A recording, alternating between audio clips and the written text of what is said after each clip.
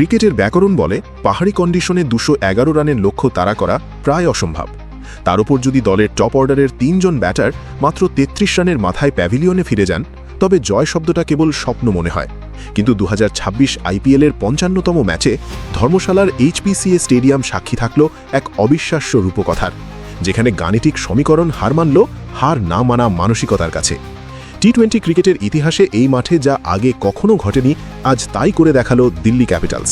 এটি কেবল একটি জয় নয়, এটি প্লে অফের লড়াইয়ে টিকে থাকার এক হুঙ্কার।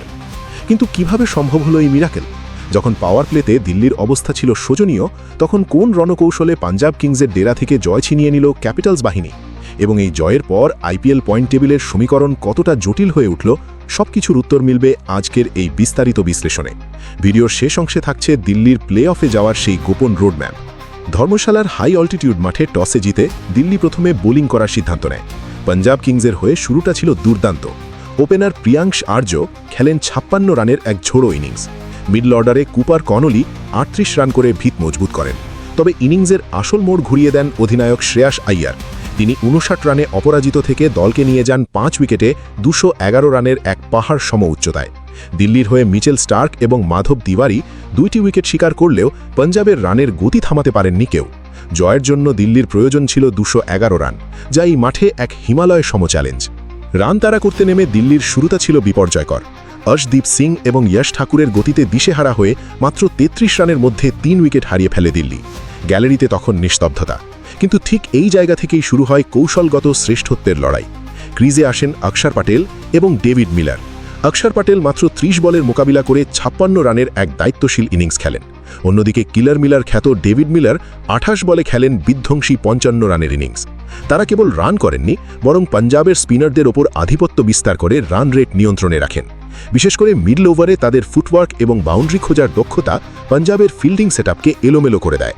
ম্যাচ যখন শেষ ওভারে গড়াচ্ছে, তখনও স্নায়ুচাপ তুঙ্গে। অক্ষর এবং মিলার ফিরে যাওয়ার পর দায়িত্ব বর্তায় তরুণ তুর্কিদের ওপর। আশুতোষ শর্মা 10 বলে 24 রানের এক ক্যামিও ইনিংস খেলে ম্যাচের মোড় দিল্লির দিকে ঘুরিয়ে দেন। শেষ দিকে মাধব তিওয়ারি 8 বলে 18 রান করে অপরাজিত থাকেন এবং শেষ মুহূর্তে 2 বলে 10 রান করে জয়ের আনুষ্ঠানিকতা সারেন আকিব নাবি ডার। 19 ওভারের মধ্যেই 7 উইকেট হারিয়ে 211 রানের লক্ষ্যমাত্রা অর্জন করে দিল্লি ক্যাপিটালস। এটি কেবল 1 ওভার বাকি থাকতে জয় নয়, এটি ধর্মশালার মাটিতে সফলভাবে রান চেস করার একটা নতুন রেকর্ড। পাঞ্জাবের যশ ঠাকুর ও অর্শদীপ সিং 2টি উইকেট নিলেও শেষ মুহূর্তের সেই ম্যাথমেটিক্যাল প্রেশার সামাল দিতে পারেনি তাদের বোলিং ইউনিট। এই জয়ের ফলে দিল্লি ক্যাপিটালস তাদের প্লে অফের আশা এখনও উজ্জ্বল করে রেখেছে। ধর্মশালার এই ঐতিহাসিক জয় তাদের আত্মবিশ্বাসকে এক অনন্য উচ্চতায় নিয়ে যাবে। অন্যদিকে ঘরের মাঠে এমন বড় রান ডিফেন্ড করতে না পারা পাঞ্জাব কিংসের জন্য এক বড় চিন্তার বিষয়।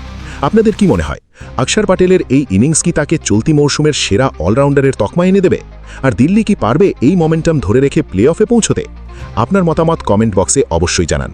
ক্রিকেটের এমন সব রোমাঞ্চকর বিশ্লেষণ পেতে সাবস্ক্রাইব করে সাথেই থাকুন। ধন্যবাদ।